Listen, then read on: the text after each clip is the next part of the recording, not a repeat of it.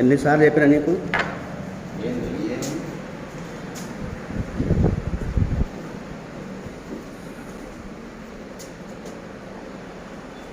నా పెళ్ళంది అయిపోయింది, నువ్వు వచ్చినావా?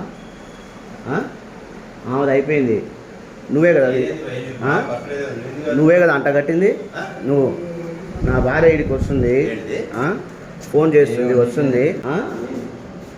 ఇదేనా చేసేది? వీడియోలో ఎక్కిపోయేది సుధాని.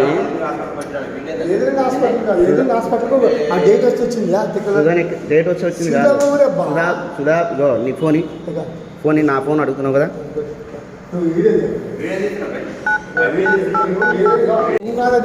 ఇప్పుడు చూడు, అయిపోయింది. నీ కథలు కాదు, నాటకాలు తెంగినావు. నువ్వు నీ వదిలేని పోనీలని వదిలేసిన.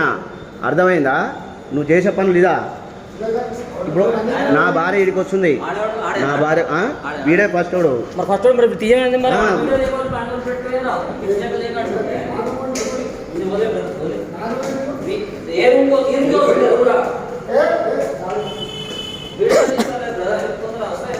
ఎంతమంది నాగం చేస్తావు ఇట్లా? ఎంతమంది నాగం చేస్తావు నువ్వు? ఎంతమంది ఏంది భయ ఏంది? ఎంతమంది చేస్తావు ఇట్లా అంటున్నా? ఎంతమంది చేస్తావు ఇట్లా? ఇట్లా ఇటు చూడు.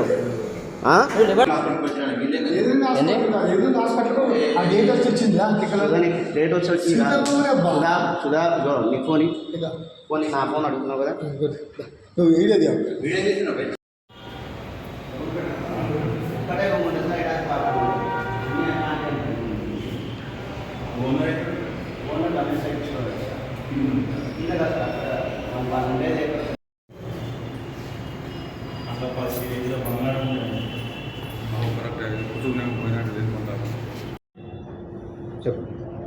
ఇక్కడ నలుగురు ఏఆర్ కానిస్టేబుల్ పేరు మొగలిచెల నరేష్, హరికృష్ణ, ఇంకో వాళ్ళ అల్లుడు సంథింగ్ ఇద్దరు ముగ్గురు ఉన్నారు.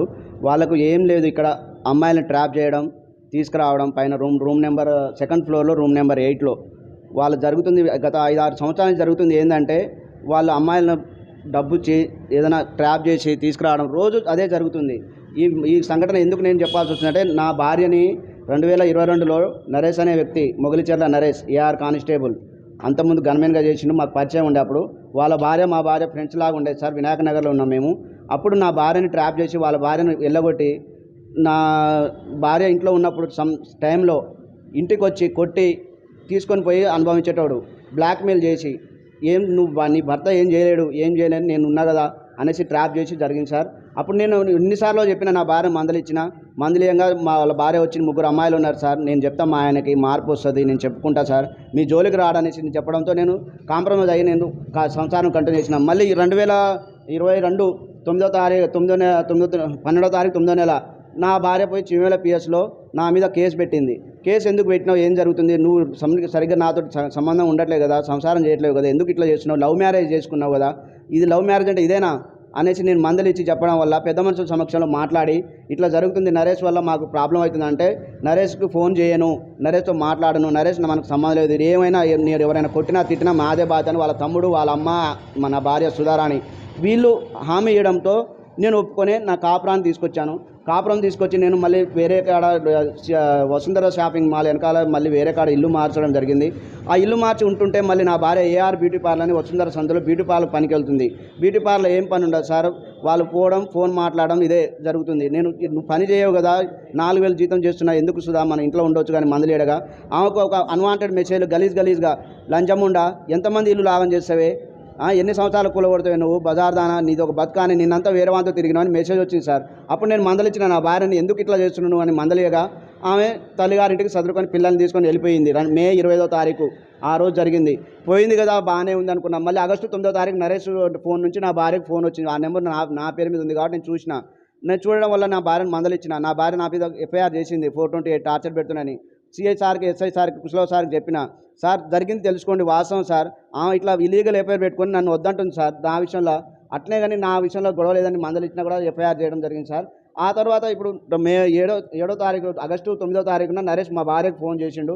మా భార్య మళ్ళీ ఆయనకు చేసింది, మళ్ళీ తెల్లారి చేసిండు. మాట్లాడుకుంటారు ఎందుకే మళ్ళీ అనేసి నా భార్యను మందలిచ్చిన ఫోన్ చేయడం జరిగింది సార్. నేను ఫోన్ చేసి ఎందుకు మాట్లాడుతున్నావు ఏంటంటే, ఆయనే చేసిండు నేను చేసిన అనేసి ఇద్దరు కాంప్రమైజ్ కావాల్సిన అవసరం లేదు, ఎందుకు మళ్ళీ మీరు స్టార్ట్ చేసారు? నువ్వు పోయినావు నా వద్ద, నేను టార్చర్ పెడుతుని పోయినావు కదా, మళ్ళీ ఫోన్ ఎందుకు మాట్లాడుతున్నాను మందలియక? నరేష్ నా ఇంటికి వచ్చి లంబాళ్ళని చూడక నువ్వు ఏం చేస్తావురా, నేను మాట్లాడతా తీసుకోపోతా, అంతకుముందు పోయి తీసుకుపోయి కొట్టినా ఏమైనా చేసినవారా నువ్వు? నన్ను ఏం చేయగలిగినవరా నువ్వు? నాకాడ పోలీస్ డిపార్ట్మెంట్ నా వెనకాల నేను ఏం చెప్తే అది చేస్తాను, నేను 5 నిమిషాలు చంపేయగలను నుంచి బెదిరించి వెళ్ళిపోయింది. నువ్వు ఒకవేళ ఈ విషయం బయట ఎస్పీ కాడికైనా స్టేషన్కైనా నేను స్టేషన్కి రాని మంది పిలవడం జరిగింది. వాళ్ళ భార్యని, రండి మేడం స్టేషన్కి రండి, మీ ఆయన తీసుకొని రండి అంటే నేను కాల్చుకొని చచ్చిపోతా, సూసైడ్ చేసుకుంటా అని నాతోటి ఆయన నన్ను రివర్స్ బ్లాక్మెయిల్ చేయడం జరిగింది సార్.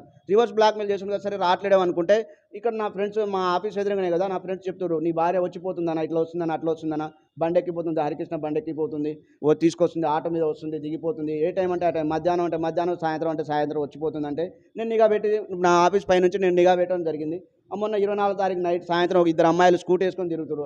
ఎవరు అబ్బాయిలు అనేసి నేను మళ్ళీ నా భార్య ఏమైనా వచ్చిందా మళ్ళీ అని తీసుకొని నేను అనుమానంతో నేను పైకి పోయి రూమ్ నెంబర్ 8 డోర్ తీసి చూడరు, డోర్ లాక్ బేడం పెట్టుకొని ఉంది, లైట్ లేదు, వెనక నుంచి కిటికీలోని చూస్తే వేరే అమ్మాయి ఉంది, బయట నుంచి లాక్ చేసిన, 100కు ఫోన్ చేద్దామంటే ఆ లోపు హరికృష్ణ వచ్చి లాక్ తీసేసి ఏం చేస్తారో నువ్వు, ఏం చేయలేవు అనేసి డోర్ తీసి తీసుకోపోతుంది. ఆ టైంలో నేను ఒక చిన్న వీడియో తీసిన, అమ్మాయి నువ్వు ఎందుకు వచ్చినావు అని అమ్మాయిని మందలించిన, నా భార్య ఆగం చేసి నిన్ను కూడా ఆగం చేస్తున్నా అనేసి మందలించడం జరిగింది. వాళ్ళు ఎంతసేపు వాళ్ళ డిపార్ట్మెంట్ మేము వాళ్ళకు కావాల్సింది ఎంజాయ్ చేయడానికి రూము, ఎంజాయ్ చేయడానికే కావాలి సార్ వాళ్ళకి రూము. వాళ్ళు ఒకరి తర్వాత ఒకరు ఒక 20 మంది 30 మంది అమ్మాయిలు వెళ్తారు. వాళ్ళు ఇన్ని రోజుల పేరు మీద వాళ్ళు ఇక్కడ చేయడం తెలుసుకుంటే 20-30 మంది లిస్ట్ బయటపడుతుంది.